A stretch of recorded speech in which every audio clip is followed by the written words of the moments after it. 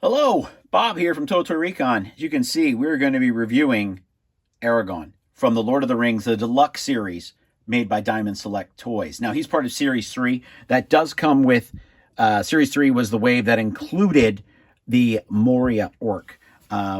We have reviewed others, such as Gimli. We've also reviewed Legolas, and we've reviewed the Nazgul. So all of these reviews are linked to each other. They have their own playlist on YouTube. If you're on Instagram, you're going to just have to scroll through our videos, and you'll find them all here. So at the end, we will build Sauron. We will do that as his own review. But today, right now, we're going to be dealing with Aragorn, who seems to have more accessories than most. So let's get into him now. So here we have some great packaging, as you can see with the Moria Orc. So far, the biggest surprise of the line and my favorite of the line, even though I do love the Nazgul a lot. Never had any orcs when I got the old Toy Biz line back in the day. I had all the lead characters. I even had the Ghost King or whatever his name was, the zombie Ghost King guy. Even had him from Inside the Mountain, the King Inside the Mountain. Even had him. Never had any orcs though. It was weird. Didn't really have anybody to fight. So love the box.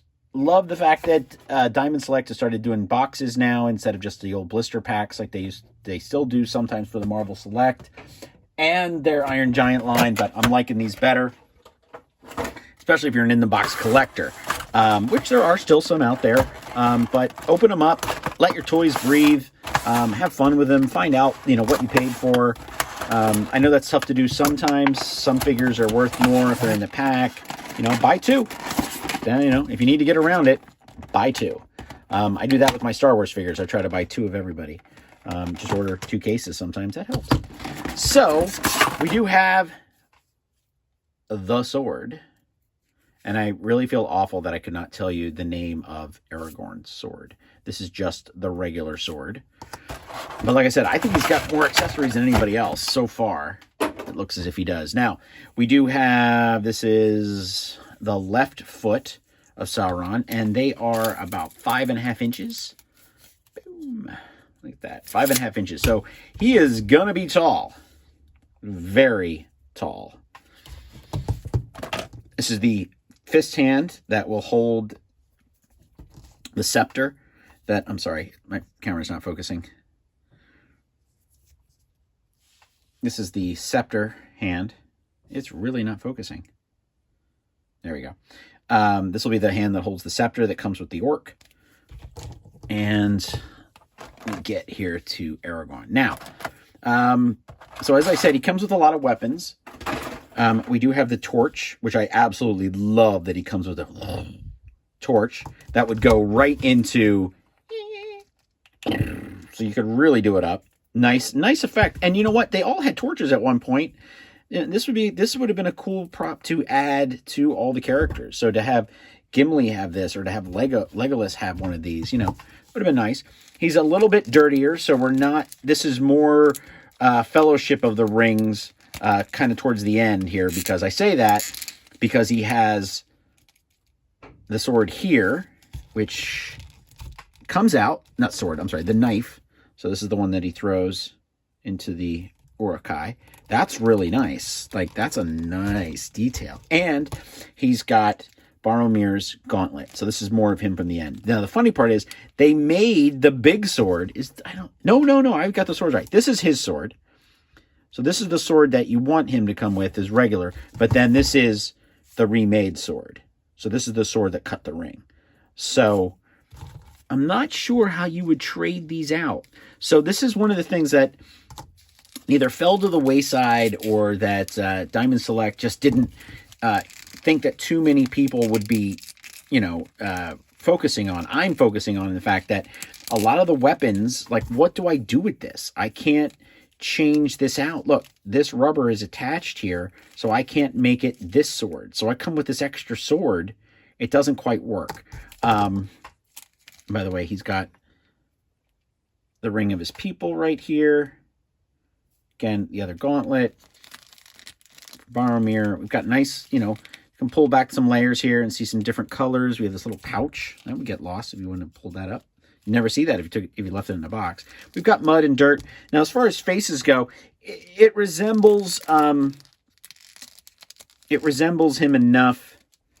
Viggo Morrison, pretty good. Maybe a little bit more detail here. Then again, the guy's so dirty through most of the movie and, you know, most of the movies. It's good. I think the forehead's a little much. I don't know. I've seen some better detail on some of the other characters, but I'm not loving the forehead too much. The necklace here is really nice. Let's see if I can pose him.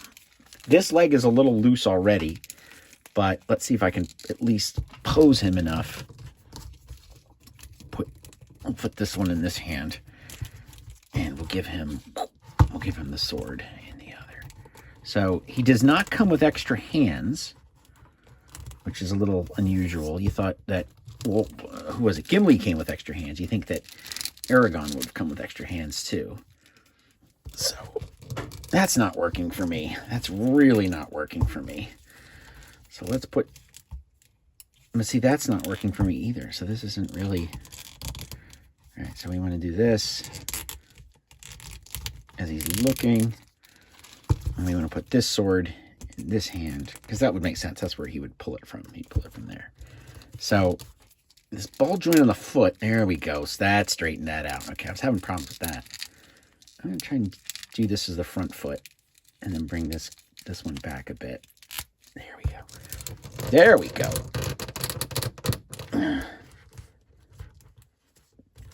All right. A little bit tougher to pose, but he is getting there. He just needs a good surface. On the ground, in dirt, he'd look great. There he goes. Okay.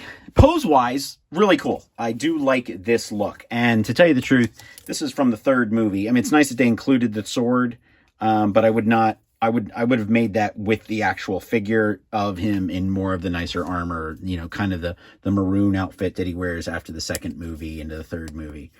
It does come with the arm, the leg. We see the joints here, really, really good. So if we compare him to Legolas, Legolas is just a tad taller.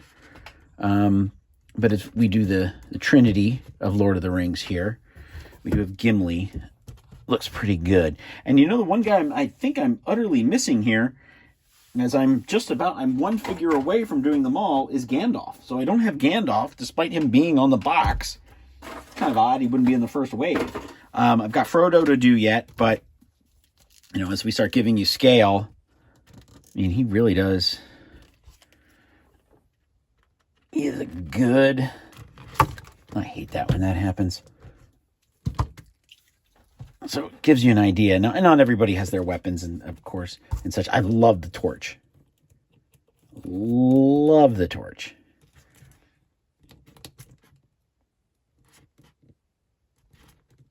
All right. So it gives you an idea of the scale of the figures we're looking at right now.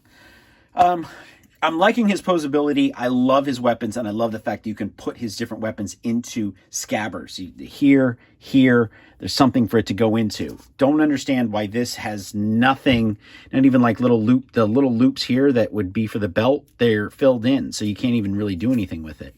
It's nice to have the sword, but ultimately, if they keep making these, they're going to make this weapon come with the sword again. So the character is going to have this sword again. So it seems silly to include the sword that cut the ring and not have it with the right outfit. I don't know. It's just a little confusing to me.